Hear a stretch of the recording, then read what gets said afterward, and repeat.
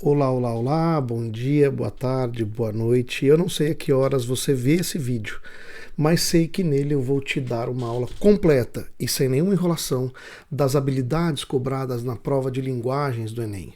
Com esse vídeo você vai finalmente entender o que se cobra na prova de linguagens do Enem e assim vai conseguir aumentar tanto o seu número de acertos quanto a sua nota na TRI. E sabe por quê?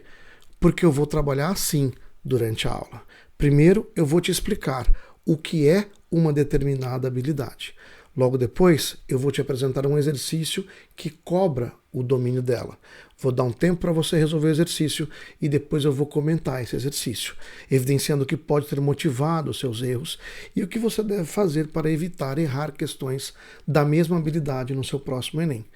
Vou falar de 8 habilidades, apresentar 16 exercícios, 2 exercícios para cada habilidade e vou comentar cada um deles. Sempre nessa ordem. Primeiro, explicar a habilidade, depois, apresentar o exercício, depois, comentar o exercício e mostrar um outro exercício, comentar esse segundo exercício e aí partir para outra habilidade. Bastante coisa, né? Eu sou o professor Gouveia, fiz minha graduação em letras na USP, meu mestrado na Unesp, sou especialista em provas do Enem e dou aulas de todas as frentes de português, redação, entendimento de textos, literatura e gramática há mais de 20 anos. Agora, ó, mete o dedo no like desse vídeo aí e ó, bora trabalhar para a conquista da sua vaga no Enem. A primeira coisa que eu quero apresentar para você é a habilidade 1 do Enem, tá legal? Na habilidade 1, o que se cobra é identificar as diferentes linguagens e seus recursos expressivos como elementos de caracterização dos sistemas de comunicação. Nossa, é assim que está escrito na matriz de referência. Vamos entender o que é isso? Então, primeiro, identificar, né? Você vai perceber, você vai entender, tá? Entender linguagens diferentes, diferentes modos de usar a língua portuguesa ou os códigos que nós temos, inclusive os códigos não verbais, tá? Vai entender os recursos expressivos. O que são recursos expressivos? Recursos expressivos são manobras feitas a fim de atingir algum objetivo, tá? Veja que o que eu faço aqui é primeiro mostrar para você como que está escrita a habilidade lá na matriz de referências do Enem, né, que o próprio INEP publica. E na sequência eu desmembro isso, né, você percebe aqui embaixo. Então vamos identificar diferentes linguagens, entendemos o que são linguagens, os recursos expressivos, como elementos de caracterização dos sistemas de comunicação. Como elementos de caracterização, quer dizer, é a partir dessas linguagens e desses recursos expressivos que você percebe qual é o sistema de comunicação que está em questão. Sistema de comunicação, na verdade, é gênero textual, tá legal? Bora ver uma questão sobre isso agora no Enem de 2023. Primeiro aqui, aqui, maravilha, a gente vai ver a questão de número 43 do Enem de 2023. Então vamos lá.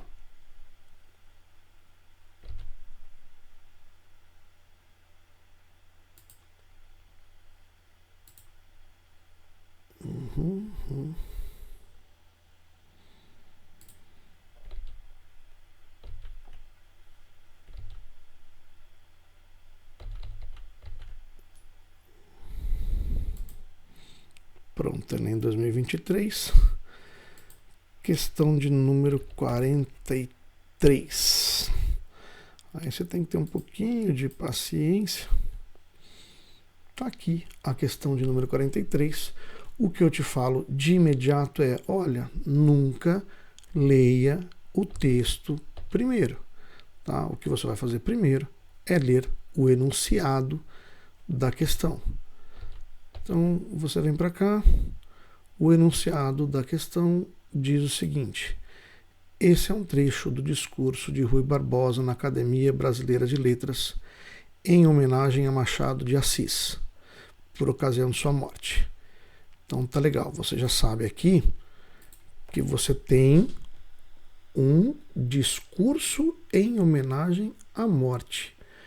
Né? Uma das características desse discurso de homenagem é a presença de. Então, veja só, o que se está pedindo é uma das características desse discurso de homenagem.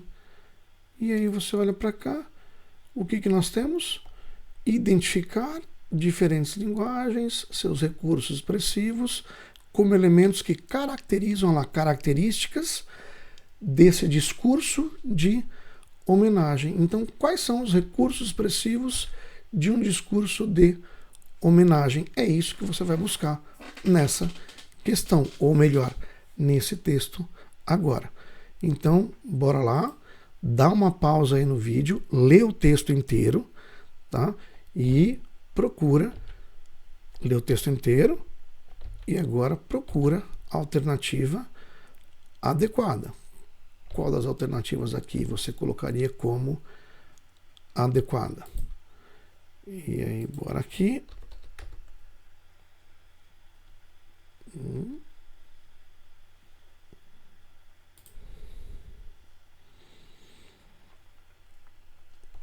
Assinalo A. Vamos lá. O que nós temos? Metáforas relacionadas à trajetória pessoal e criadora do homenageado. Não é um discurso de homenagem de alguém que morreu? No discurso de homenagem de alguém que morreu, a gente fala da trajetória pessoal desse alguém que morreu, certo? Trajetória pessoal. E aí, de maneira geral, né, a gente tem isso de forma elogiosa. No caso aqui, esse alguém que morreu é o Machado de Assis. Né? Ah, mas por que são metáforas? Precisa necessariamente ser metáforas? Não, mas precisa necessariamente ser a trajetória pessoal. Agora, veja só, recursos fonológicos empregados para a valorização do ritmo. Num discurso de homenagem, você não tem necessariamente, você não tem valorização de ritmo. Né? Então esquece. Frases curtas e diretas no relato da vida. Tudo bem que tem relato da vida. Né? Você não tem necessariamente relato da morte, e num discurso de homenagem você não tem necessariamente frases curtas e diretas. Isso sem a gente olhar o texto que deu origem para a questão. Uma contraposição de ideias presentes na obra do homenageado. Olha, de fato existe, né, ideias diferentes na obra do Machado de Assis, só que isso não é típico de um discurso de homenagem. Né? Saímos aqui também. Uma seleção vocabular representativa do sentimento de nostalgia. Né? De fato, existe um sentimento de nostalgia, de saudade em relação a quem morre. Né? Mas é isso que nós temos nesse texto. Agora, vamos dar uma olhada no texto. Né? Mestre e companheiro, disse eu, que nos íamos despedir.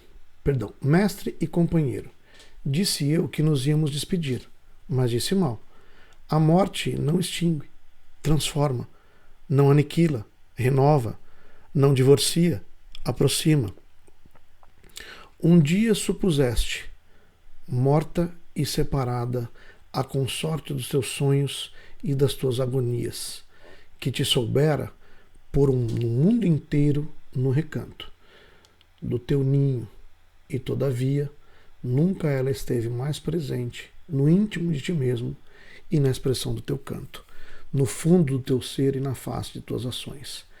Esses 14 versos inimitáveis, em que o enlevo dos teus discípulos resume o valor de toda uma literatura, eram a aliança de ouro do teu segundo noivado, um anel de outras núpcias, para a vida nova do teu renascimento e da tua glorificação, com a sócia sem nódoa dos teus anos de mocidade e madureza, da florescência e frutificação de tua alma.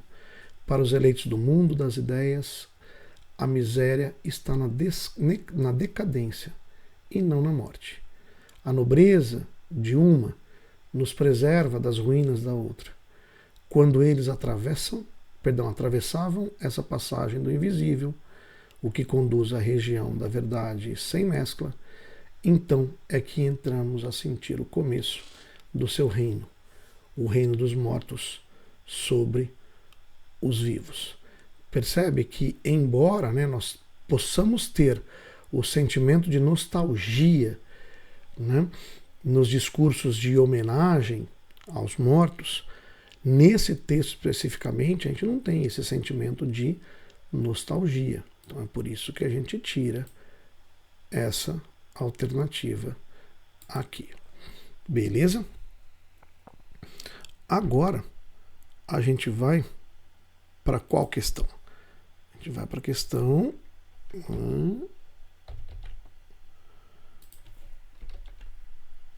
do Enem de 2022, questão de número 35.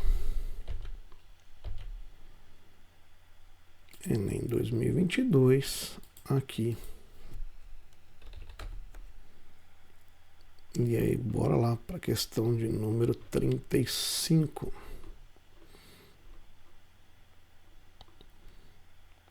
Aqui está o texto. Lembra, né? A gente não... Perdão, voltando para cá. Então, aqui está a questão de número 35 do Enem de 2022. Lembrando que você primeiro lê o enunciado e depois vai para o texto. Então, você tem aí no texto, ao refletir sobre a atividade de cronista, a autora questiona características do gênero crônica, como? Dá uma olhada de novo, na habilidade que está sendo cobrada. Identificar diferentes linguagens e seus recursos expressivos como elementos de caracterização dos sistemas de comunicação. E olha só o que se busca aqui. A autora questiona características do gênero crônica. Como? Então, quais são as características do gênero crônica que a autora questiona?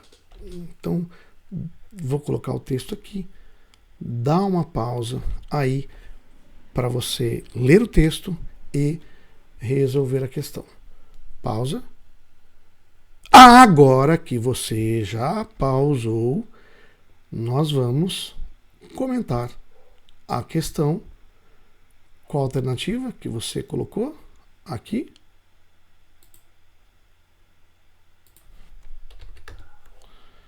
Colocou a alternativa C, de coração. Então, por que é a C? De fato, uma das características do gênero crônica é a brevidade do tratamento da temática. A palavra crônica vem do latim cronos, que significa tempo. Tá?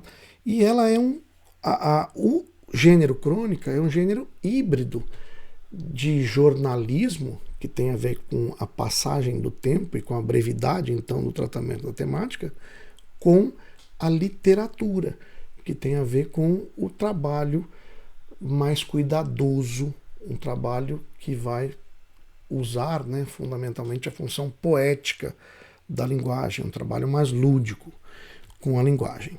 Bom, por que não é a A? Não é A porque na crônica a gente não tem uma relação distanciada entre quem escreve e quem lê. Na verdade, na crônica a gente tem uma relação de aproximação. Por que não é a B? Porque na crônica a gente tem, na verdade, poucos núcleos narrativos ou um núcleo narrativo só. E nem sempre a crônica tem um núcleo narrativo. Muitas vezes a crônica é um comentário sobre algo ligado àquele tempo. Uma descrição minuciosa dos personagens, não também, né, na crônica, como a crônica de maneira geral é um texto pequeno, um texto curto, né, o mais frequente de uma crônica é que ela tenha descrição rápida dos personagens. E um público leitor exclusivo? Não, a crônica, de maneira geral, é escrita para aquilo que nós chamamos de auditório universal, né? Então, você vê, né, que mesmo sem ler o texto, dava para chegar à resposta, sabendo, né, características do gênero crônica, né? Agora, lendo o texto, sei que não sou, mas tenho meditado ligeiramente no assunto. Crônica é um relato? É uma conversa? É um resumo de um estado de espírito? Não sei, pois antes de começar a escrever para o Jornal do Brasil, eu só tinha escrito romances e contos. E também sem perceber, à medida que escrevia para aqui, ia me tornando pessoal demais, correndo o risco de em breve publicar minha vida passada e presente, o que não pretendo. Outra coisa, notei. Basta eu saber que estou escrevendo para o jornal, isto é, para algo aberto facilmente por todo o mundo e não para um livro, que só é aberto por quem realmente quer, para que, sem mesmo sentir, o modo de escrever se transforme. Não é que me desagrade mudar, pelo contrário, mas queria que fossem mudanças mais profundas e interiores, que não viessem a se refletir no escrever. Mas mudar só porque isso é uma coluna ou uma crônica? Ser mais leve só porque o leitor assim o quer? Divertir? Fazer passar uns minutos de leitura? E outra coisa, nos meus livros, quero profundamente a comunicação profunda comigo e com o leitor. Aqui no jornal, apenas falo com o leitor e agrada-me que ele fique agradado. Vou dizer a verdade, não estou contente. Então, olha só, uma relação distanciada entre os interlocutores, se ela está conversando com a gente e confessando, né, que não está feliz, que não está à vontade para escrever a crônica, né, não dá para falar que temos isso. Uma articulação de vários núcleos narrativos, não, ela está o tempo todo falando da relação dela com essa escrita, com a crônica. Uma descrição minuciosa dos personagens, não aparece personagem nenhum aí. E um público leitor exclusivo, que você pode pensar, mas é o público leitor do jornal? Não. Aqui ela diz, né, que no livro você tem um leitor mais específico, né? Mas no jornal você tem um lance que é algo aberto, né, facilmente por todo mundo. Aqui, né? É algo aberto facilmente por todo mundo. Então é por isso que não dá, né, para a gente pensar que aí seja adequada. Beleza? E aí, dá uma olhada agora no seguinte, né, uma outra informação que eu trago para você. As questões do Enem são elaboradas de acordo com cada habilidade. E cada uma delas tem um nível de proficiência, um nível de dificuldade. Tá? Então, o que acontece? O autor de uma questão a elabora pensando em uma habilidade e não em um conteúdo. Tá? Então, por exemplo, essa de crônica que a gente acabou de ver, a habilidade é identificar recursos expressivos e linguagem que caracterizam um determinado gênero textual. Nesse caso aí, a crônica. Tá?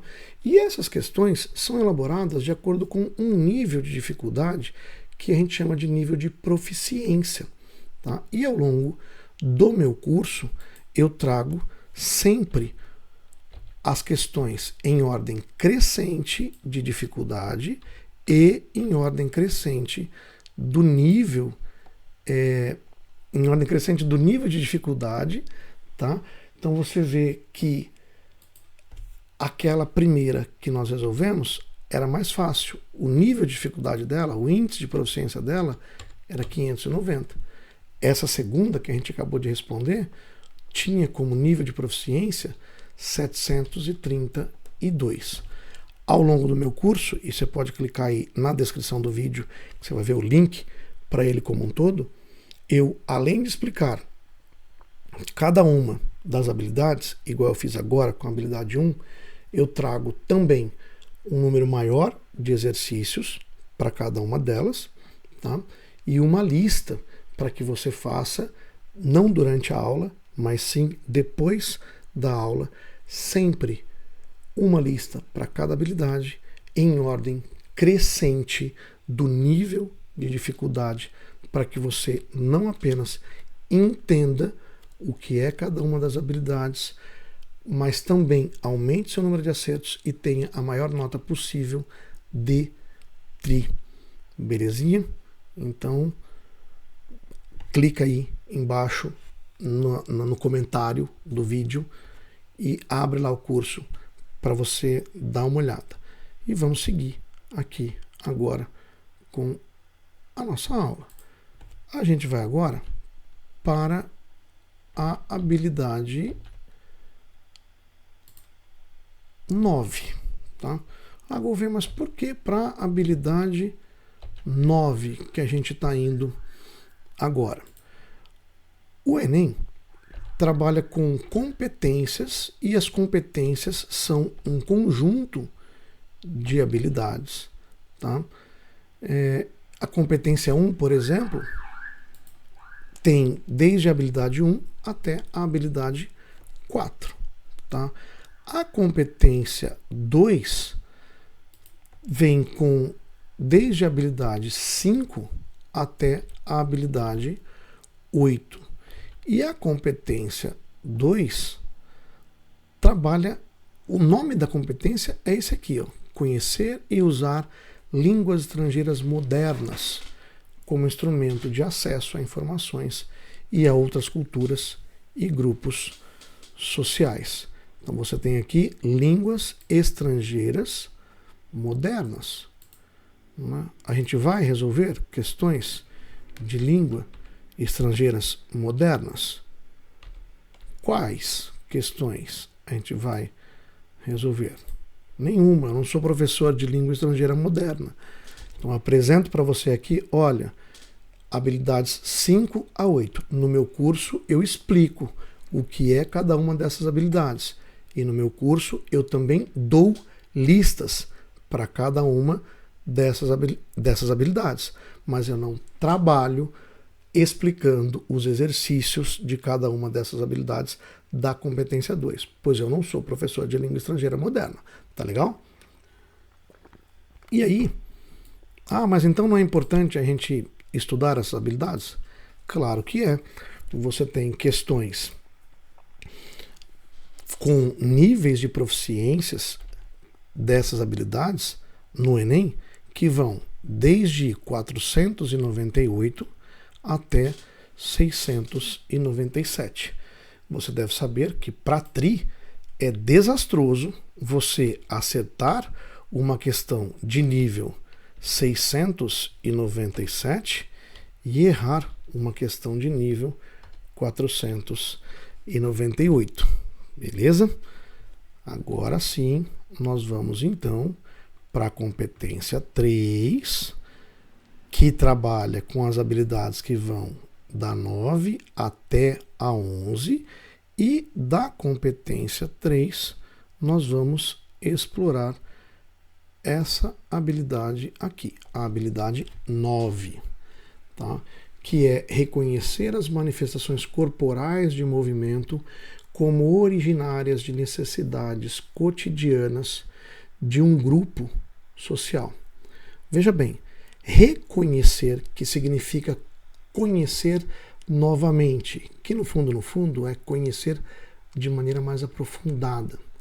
as manifestações corporais de movimento, tá? Então, a ideia aqui é o trabalho com questões ligadas ao movimento do corpo, mas o movimento do corpo como uma manifestação, como algo que tem uma intencionalidade, que tem uma finalidade.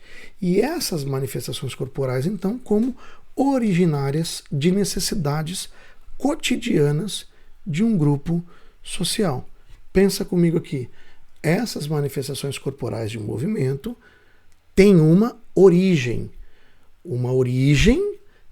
dentro de um grupo social, né? E essa origem dentro desse grupo social está ligada a uma necessidade cotidiana desse grupo. Bora ver aqui então qual questão, né? Então vamos pegar aqui.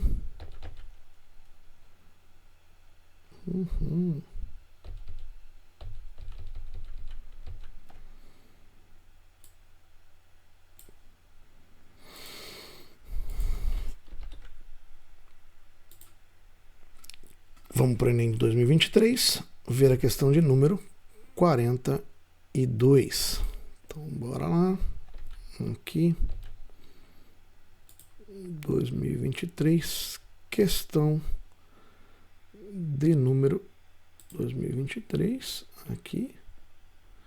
Questão de número 42. Tá aqui na sua tela. Deixa eu tirar. Aí eu ficar aqui, fica melhor, né, para você. E lembrando sempre, né, primeiro a gente lê a questão para depois ir para o texto. Então, o fator central que impacta a realização de práticas corporais físicas no tempo de lazer no Brasil é. Agora, leia aí o texto que dá origem para a questão.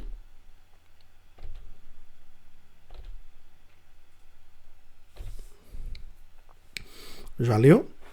Escolhe aí a sua alternativa.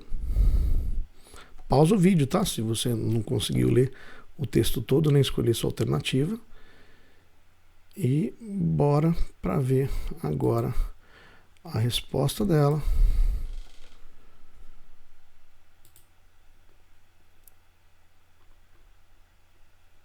Aqui. Alternativa adequada. E vamos ver por quê? Então vamos lá. Aqui a gente vai para o texto. O fator central que impacta a realização de práticas corporais / atividades físicas no tempo de lazer no Brasil, qual que é? Então você tem o acesso às práticas corporais, atividades físicas, PCAF, é desigual no Brasil à semelhança de outros indicadores sociais e de saúde. Desigual no Brasil à semelhança de outros indicadores sociais e de saúde. Em geral, PCAF prazerosas, diversificadas, mais afeitas ao período de lazer, estão concentradas nas populações mais abastadas. Populações mais abastadas fazem as práticas mais prazerosas, mais diversificadas, né? Mais afeitas ao período de lazer. As atividades físicas de deslocamento, trajetos a pé ou de bicicleta para estudar ou trabalhar, por exemplo, são mais frequentes na classe social menos favorecida. Olha aí. Né? Então, você percebe, né? Para a galera da grana, lazer, prazer. Para a galera sem grana, aí obrigação. Né? Vai a pé para o trabalho, vai de bicicleta. Há aqui uma relação inversa e perversa entre variáveis socioeconômicas do acesso às PCAF. As maiores prevalências de inatividade física foram em mulheres, pessoas com 60 anos ou mais, negros, pessoas com autoavaliação de saúde ruim ou muito ruim, com renda familiar de até 4 salários mínimos por pessoa. Pessoas que desconhecem programas públicos de PCAF e residentes em áreas sem locais públicos para a prática. Então você percebe que esse trecho que eu marquei aqui, ele comprova bem, né, a alternativa E como adequada. Né? O fator central que impacta a realização de práticas corporais e atividades físicas, PCAF, no tempo de lazer no Brasil, então essas práticas no tempo de lazer. Né? E aí você vê que as práticas, né, corporais, as atividades físicas, são feitas pelas classes menos abastadas não no tempo de lazer, mas sim no tempo de deslocamento, de obrigação, deslocamento para o trabalho. Então elas são praticamente obrigação para essas pessoas. Né? Então é isso que justifica aí. Ah, mas o texto fala sobre a diferença entre homens e mulheres. Fala, mas não mostra que é isso que marca, né, essa realização de práticas de atividade física no tempo de lazer. Ah, mas o texto fala de políticas públicas. Fala de políticas públicas, mas não fala da inexistência delas.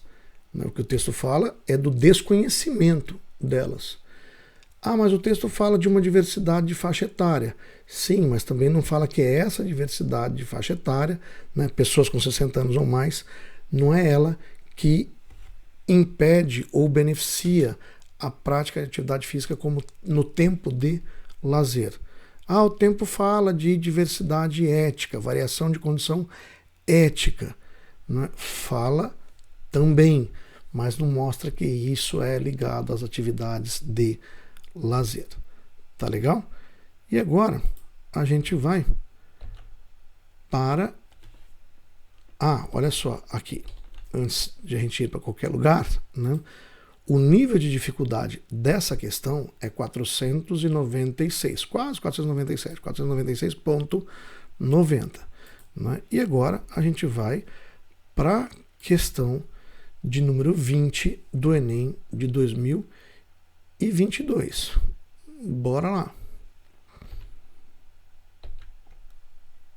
Aqui, 22.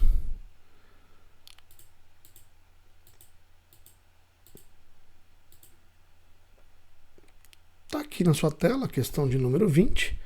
Leia primeiro, sempre, né, o enunciado, para depois ir para o texto.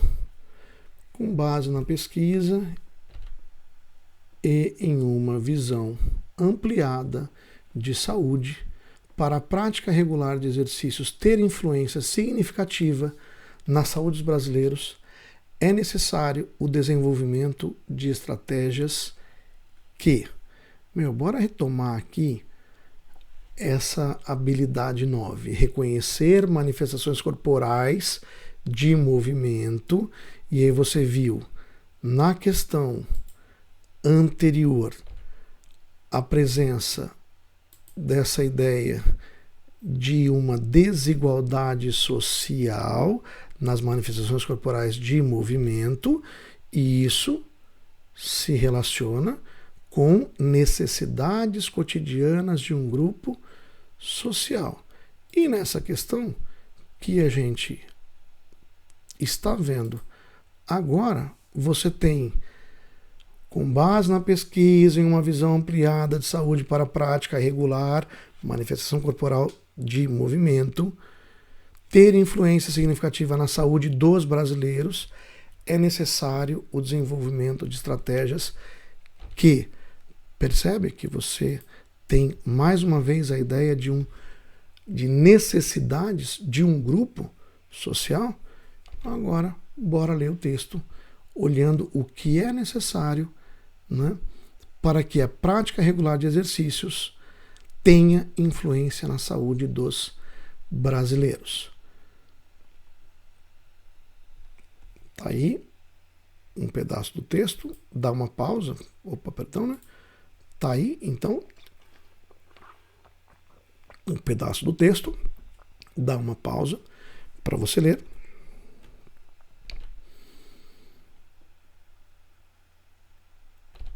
o final do texto agora. Está aqui o texto. E agora escolha a alternativa que te parece mais adequada. Dá uma pausa aí, volta ao vídeo. Tá? Eu vou colocar aqui na descrição do vídeo um link para essas duas provas que a gente está usando, tá bom? E aí você consegue também, se você preferir, pausa agora e baixa essas duas provas a partir do link aí, tá legal? Então, aqui agora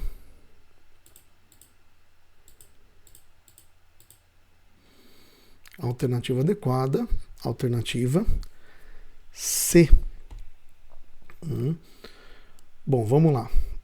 Por que não A? Estratégias que promovam a melhoria da aptidão física da população, dedicando-se mais tempo aos esportes. Veja lá. Com base na pesquisa, em uma visão ampliada, então não é olhar só para a pesquisa de saúde, para a prática regular de exercício ter influência significativa na saúde, é necessário que ela promova melhoria da aptidão física, dedicando-se mais tempo aos esportes. Você olha para cá e fala, faz sentido. Mas vamos ler o texto então. 6 em cada 10 pessoas com 15 anos ou mais não praticam esporte ou atividade física. São mais de 100 milhões de sedentários. Esses são dados do estudo Práticas de Esporte e Atividade Física da PNAD 2015, realizado pelo IBGE. A falta de tempo e de interesse são os principais motivos apontados para o sedentarismo. Paralelamente, 73% das pessoas de 15 anos ou mais afirmaram que o poder público deveria investir em esporte ou atividades físicas.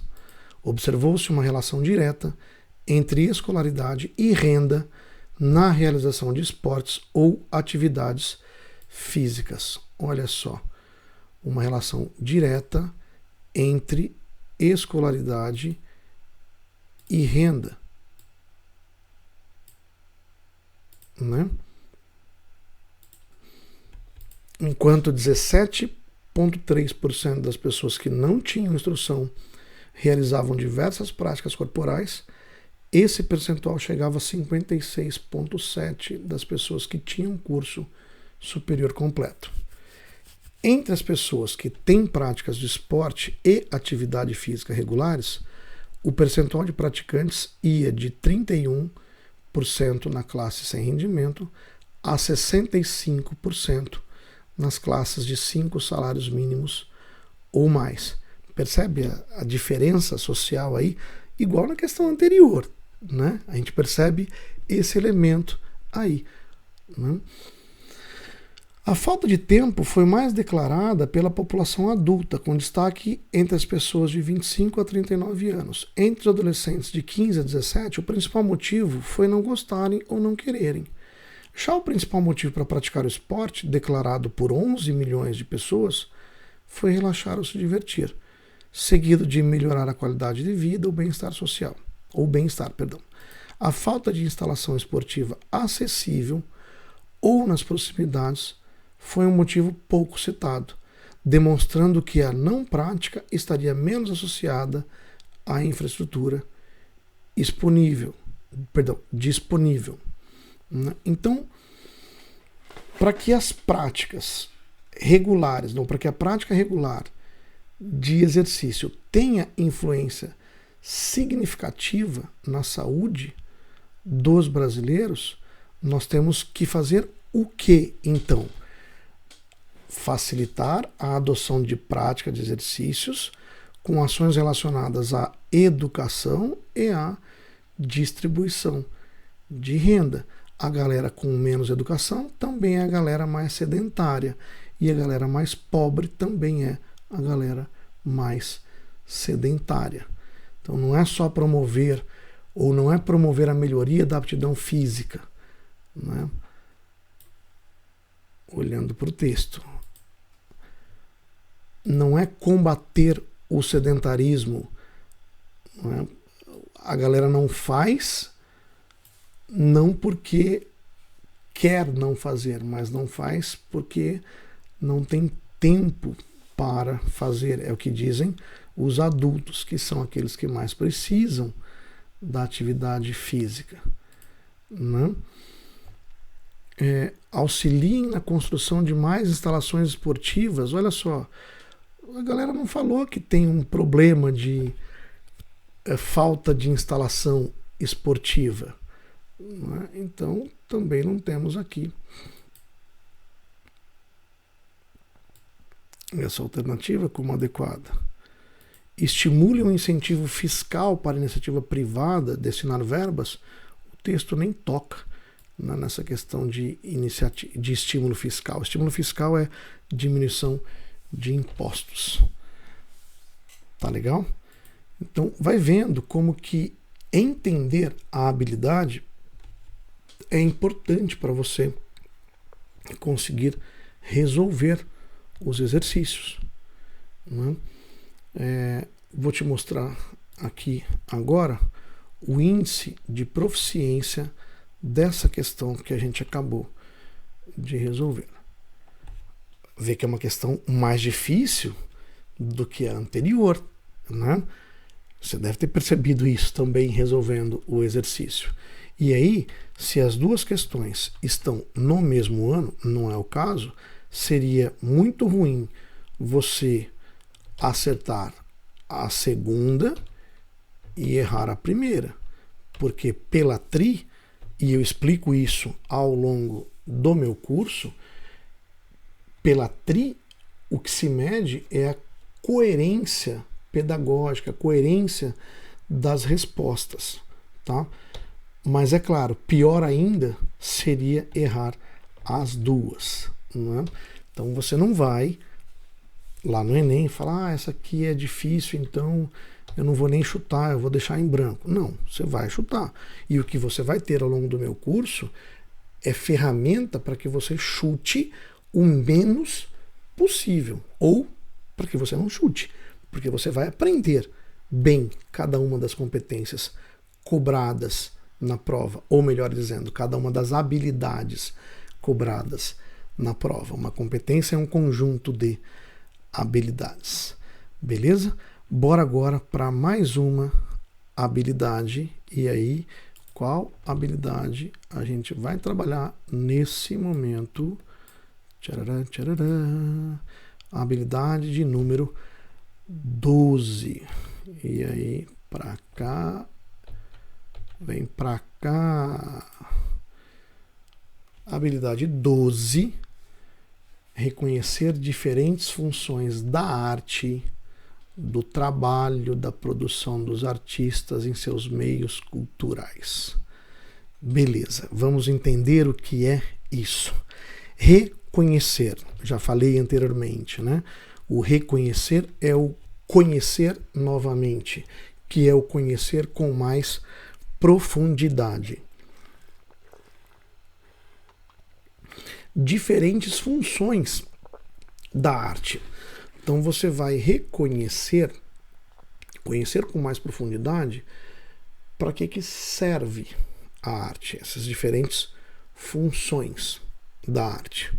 Então, ora a arte serve para sensibilizar, ora ela serve para conscientizar, ora ela serve para provocar, ora ela serve para informar, né? Diferentes funções da arte, do trabalho, da produção dos artistas, né? Então, do trabalho da produção dos artistas. Qual que é a função do trabalho da produção deles? Para que serve esse trabalho deles? Nos meios culturais da arte e da produção dos artistas. Bora ver aí agora uma questão do Enem de 2023 sobre essa habilidade. Então, vamos aí. Questão de número 37 do Enem de 2023. Aqui, Enem 2023. Opa.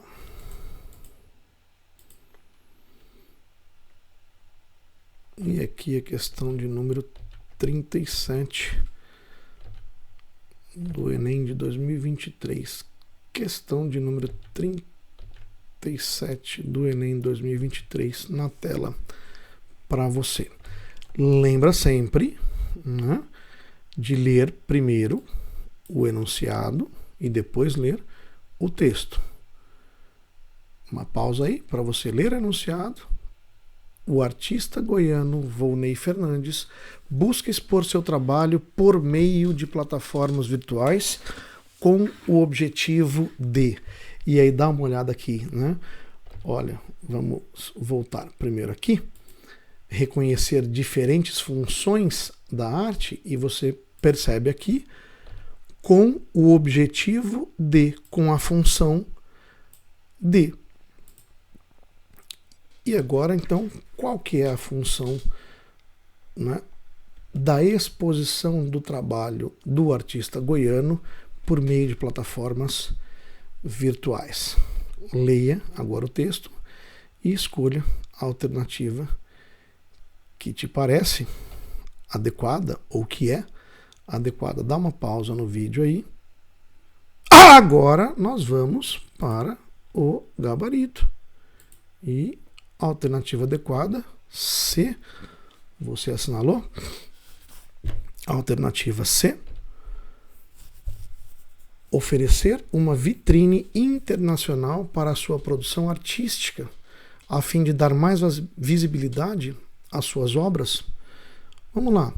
O uso das redes sociais como forma de ampliar universos, olha lá, forma de ampliar universos, foi uma descoberta recente para o artista Volney Fernandes, que começou a criar quando o ambiente em Goiás era mais árido em relação às artes virtuais. Tá vendo? O ambiente em Goiás era mais árido, era menos propício em relação às artes visuais, e ele usa as redes sociais como forma de ampliar os universos. Hoje, ser diferente é uma polêmica, é uma potência, uma polêmica, olha eu lendo errado. E quem sabe o que quer com a própria arte encontra espaço, diz. Encontra espaço, uma vitrine internacional. As colagens artísticas do goiano aparecem em capas de obras literárias pelo Brasil e exterior. E olha aqui, né? Pelo Brasil e exterior.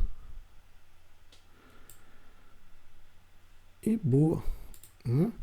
Agora, por que não é a dar suporte à técnica de colagem em artes visuais, contornando dificuldades práticas? A dificuldade ali não está na prática, né? A dificuldade está na recepção. É um ambiente árido para que a arte dele fosse recebida.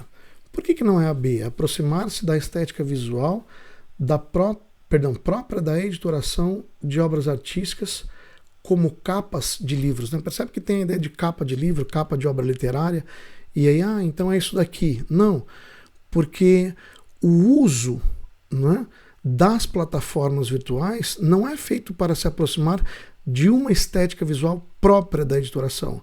A estética visual é dele e não própria da editoração, né? Então, aqui, né, é o que nos leva a dizer que, olha, não é adequada. Enfatizar o caráter original e inovador de suas criações artísticas. Olha, de fato, né, as redes sociais permitem que ele divulgue a sua obra, mas as redes sociais não enfatizam, né? As plataformas virtuais, né, não enfatizam esse caráter original e inovador da obra dele. Trazer um sentido tecnológico às suas colagens, mais uma vez, nessas plataformas virtuais não trazem um sentido tecnológico, elas são instrumentos de divulgação e não um elemento que vai trazer um sentido tecnológico às colagens dele, né? E aí, uma vez que as imagens artísticas são recorrentes nas redes sociais, de fato, né, as imagens artísticas, de maneira geral, são recorrentes nas redes sociais, mas não é o uso delas que está trazendo o caráter tecnológico às colagens. Aliás, o texto nem fala qual que é a característica estética da obra do artista. Então elas funcionam sim como uma vitrine internacional, uma forma de ampliar universos, né, para a divulgação da sua arte, a fim de dar mais visibilidade às suas obras. Beleza? E aí, olha lá, qual que era o nível de dificuldade dessa questão. 623. Lembrando, ou talvez você não saiba, que em linguagens as questões de dificuldade maior estão na casa dos 800, tá? Próximas aí 700, entre 700 e 800, tá? Aquelas que são, olha, essa daqui de fato é das maiores dificuldades, tá? E as dificuldade mediana estão ali na faixa de 500 e as de boa dificuldade, que é essa daqui, na faixa dos 600, tá legal? Então você tem muito difícil, 700, 800, difícil na faixa dos 600, medianas na faixa dos 500, tá legal? E dificilmente a gente tem questões aí na faixa dos 500. Bora agora resolver a questão de número 38 do Enem de 2022. Então,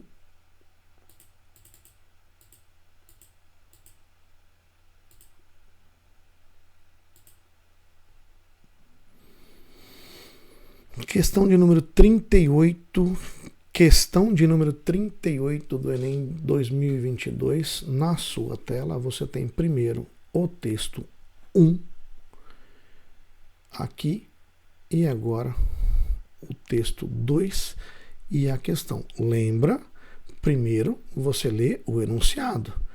Produzida no início do século XVII, a obra maneirista distingue-se pela...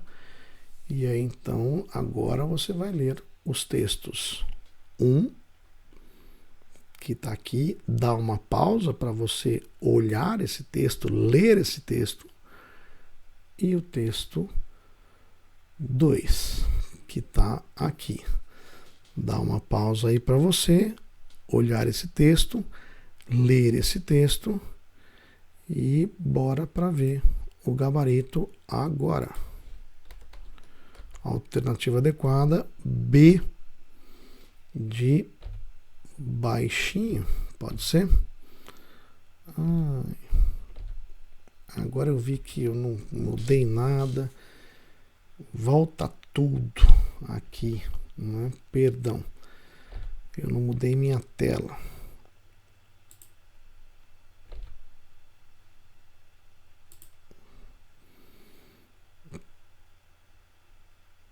Então tá aqui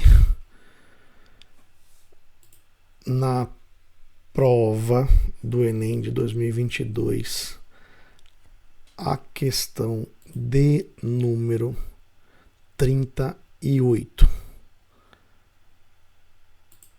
Primeiro, leia a questão, o enunciado, para depois ler os textos. Produzida no início do século XVII, a obra maneirista distingue-se pela... E aí você tem A, B, C, D e E. Agora você vai ler o texto 1, que está aqui, que na verdade você vai interpretar uma imagem, né?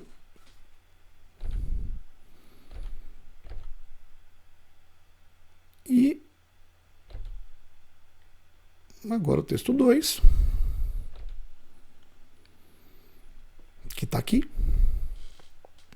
que na verdade você vai ler para conseguir encontrar a resposta correta. Dá uma pausa no vídeo texto 2 e texto 1, encontra a resposta adequada e bora lá. B, né? Bom, vamos lá. Por que que não é nenhuma das outras, né? Então você tem, produzida no início do século XVII, a obra maneirista distingue-se pela. Então, o que é que distingue essa obra maneirista? E aqui você tem um conceito, né, que é o conceito do maneirismo, lá do barroco, né, que é o trabalho de maneira diferente com a linguagem, né, um trabalho carregado nos traços, um trabalho que vem também com o exagero, né? Você tem, vamos ler o texto 2 primeiro, para depois a gente voltar ali na obra de arte. Essa impressionante obra apresenta o sacerdote Laocoonte sendo punido por deuses ao tentar alertar os troianos da ameaça do cavalo de Troia, que escondia um grupo de soldados gregos. Enviadas pelos deuses, serpentes marinhas são vistas matando Laocoonte e seus 2 filhos como forma de punição. Veja que esse texto 2, não traz para você uma percepção mais clara da ideia do maneirismo, mas ele traz para você o que é que está sendo representado ali, que é a morte, né, do Laocoonte e a razão da morte do Laocoonte. E aí você sabe que o Laocoonte é um homem, é um ser humano, né? Bem claro, né? Um ser humano, não é um deus, não é uma figura mitológica, né? E ele está sendo ali morto, tá? Beleza, agora vamos olhar a obra em si.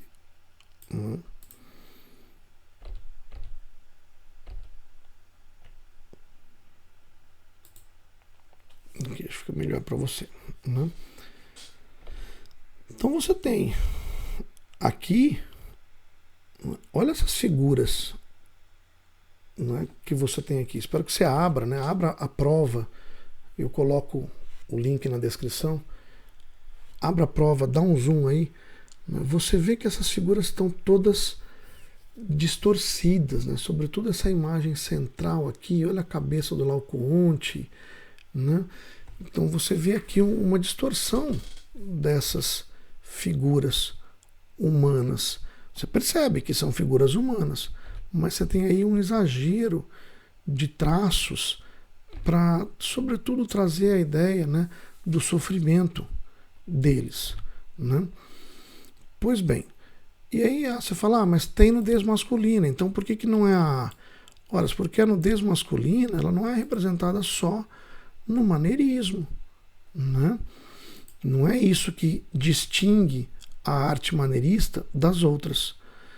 Você tem a evocação de um fato da cultura clássica grega. De fato, você tem essa evocação, mas isso não é típico do maneirismo, que faz parte do barroco.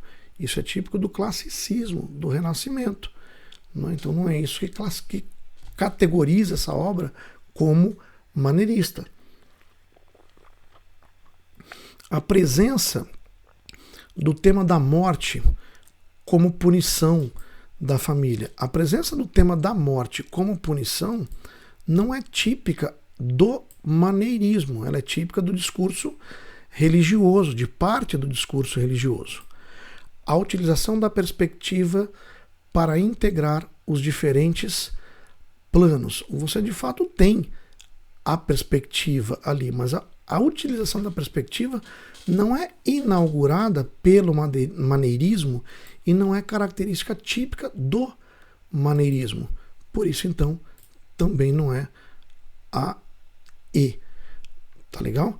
E olha, o nível de dificuldade dessa questão.